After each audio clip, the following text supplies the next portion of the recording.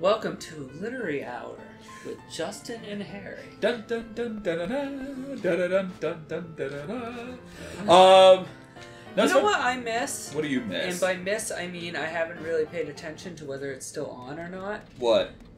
Inside of the Actors Studio. Oh, with James Lipton? James Lipton.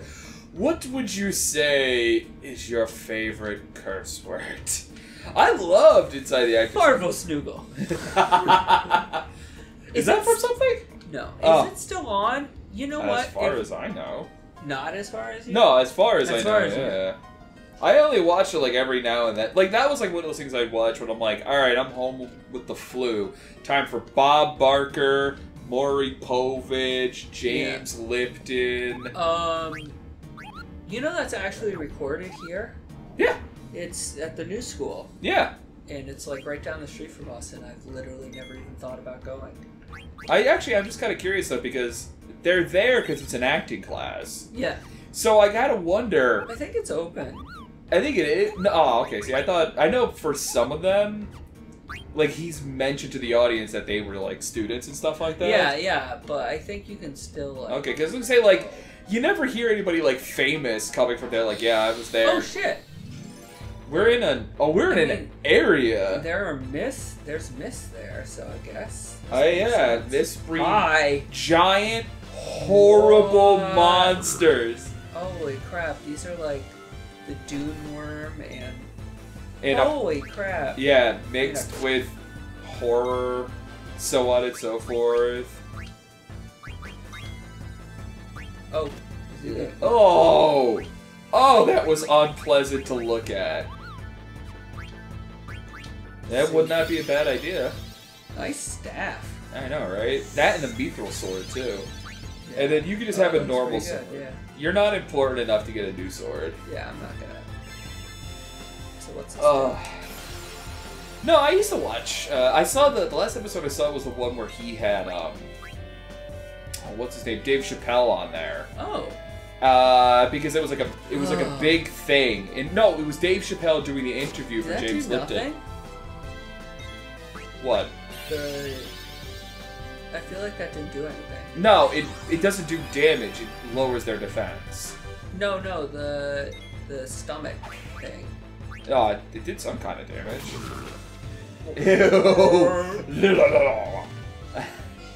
Sometimes the Foley artists just have themselves a good time. Oh, it literally shoots its stomach out? Yeah. That's disgusting. Like a lot of disgusting. Alright. This is actually quite difficult. Yeah, we've kind of caught up a little bit. I kind of wish we had all of our characters, like the Black Mage. Black Mage. Wow, that did a lot of damage. Yeah. I'd like to be able to attack more often.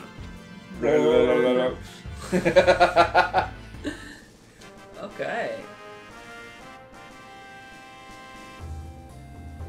No, speaking. Wow, that's a lot of experience. That is a lot of experience. Good. Okay. Oh, good. We got more ore. Or what?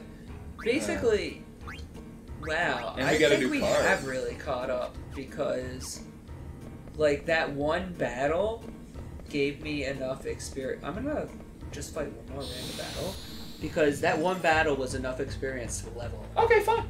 That was crazy. We must be behind somehow. No, so what was it? Speaking of, literature, I've been reading Slaughterhouse 5.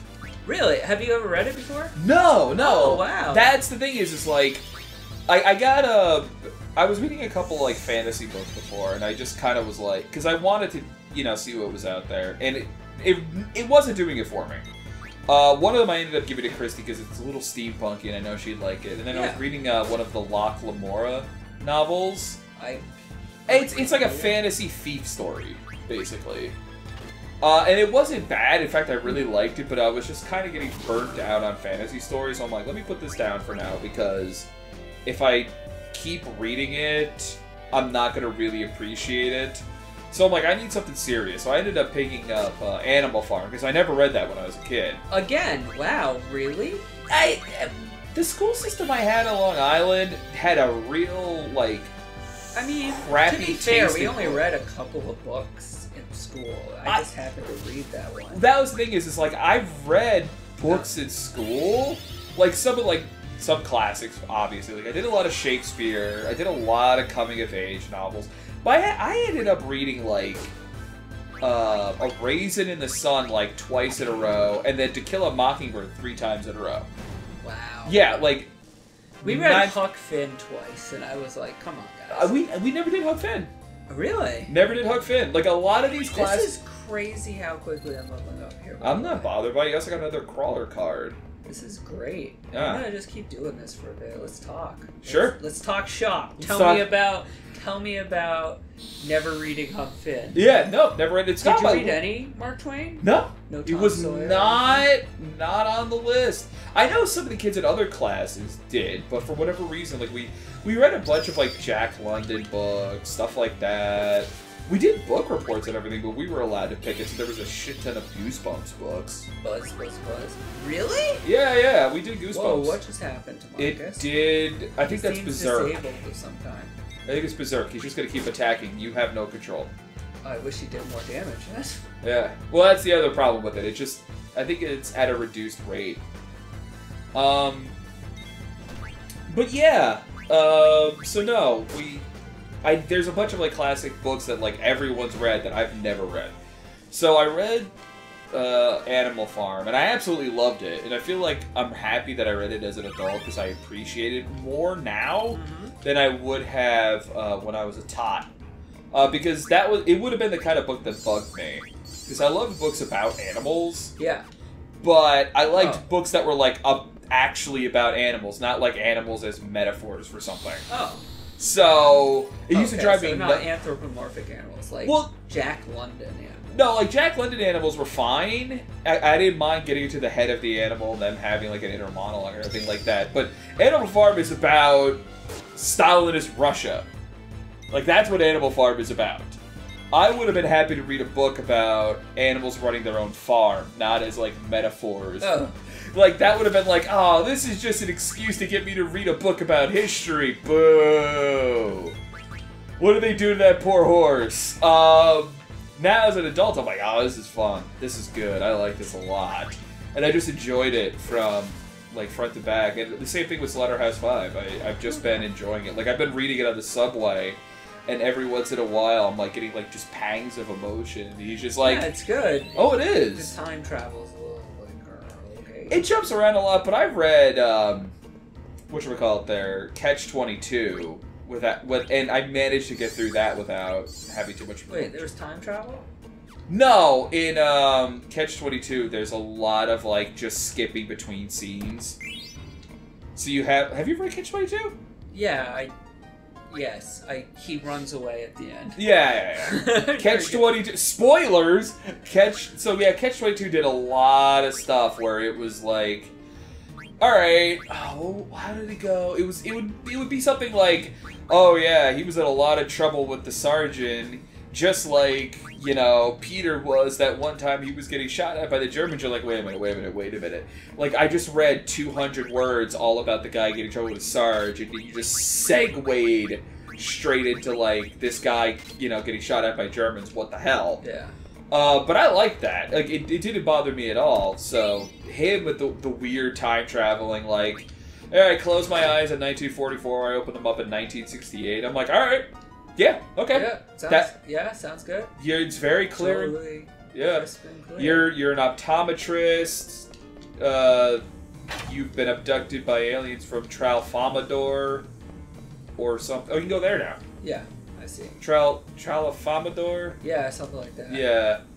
This is it? So basically that was like I guess if I had just gone the other way. You still would have had to fight something. Yeah. Oh, now you gotta pull the lever. You got it.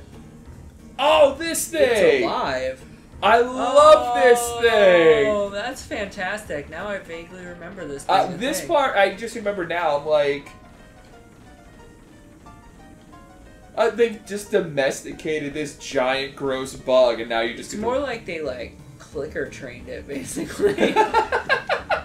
Maybe you want to explain what clicker training is to our audience at home? I think you gotta go over there. I know, I want to fight. Maybe I can't anymore. No, I think you've made it safe.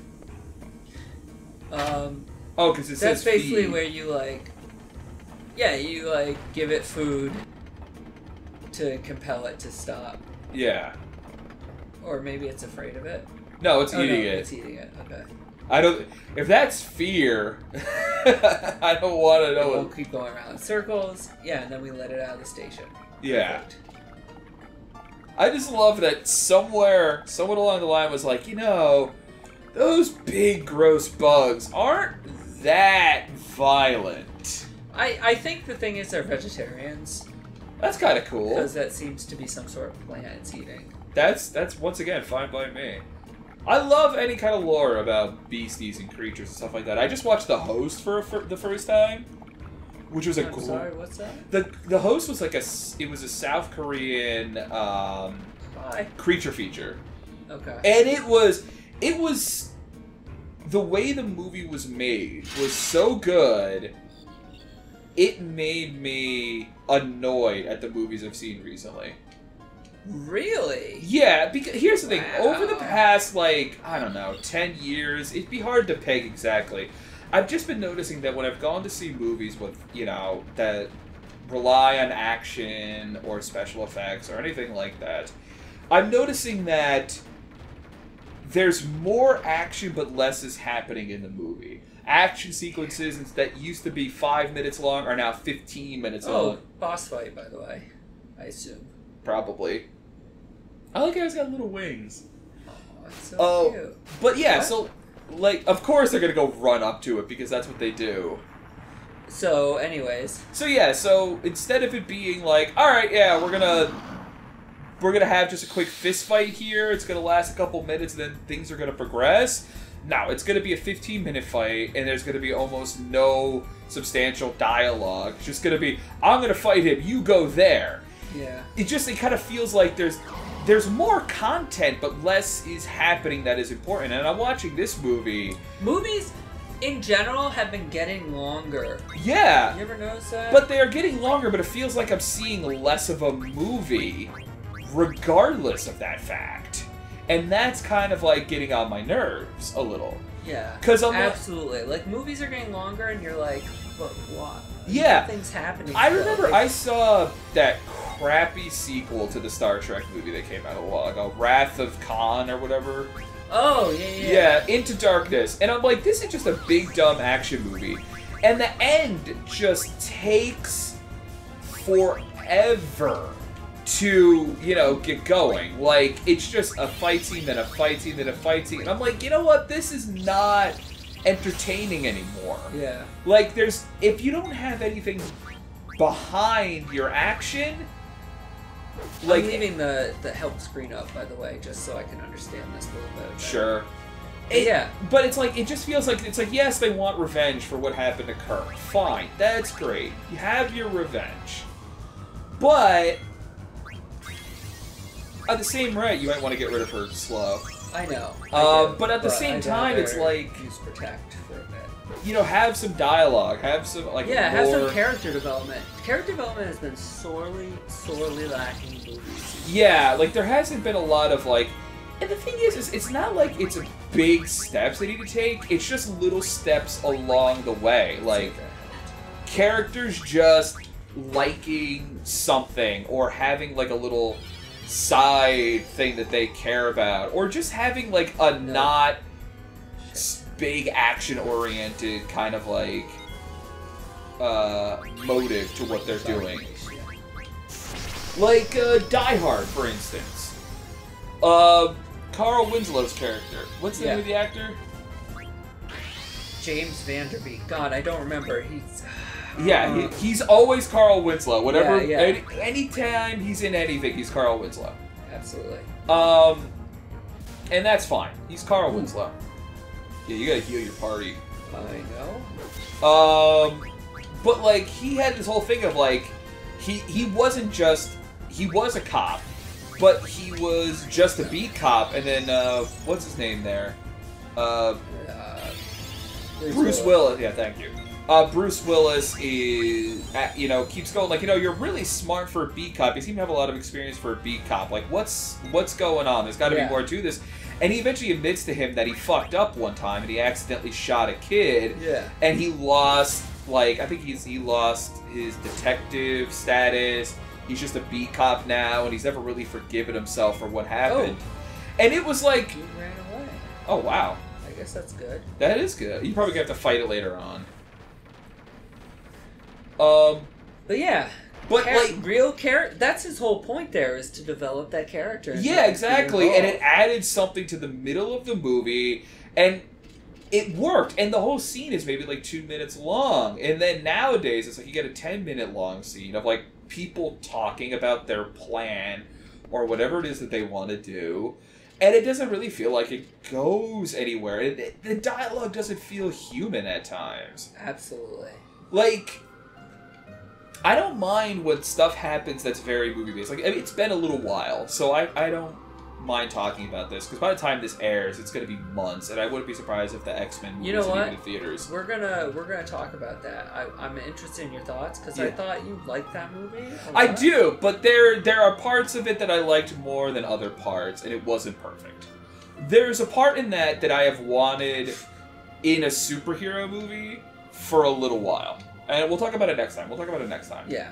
Alright, we are in Alexandria in the secret part. Yeah. And shit's about to go down. Shit is about to go down. So, if you enjoyed this episode as much as we did, leave us a like. It really helps us out. And we will see you next time. See you next time.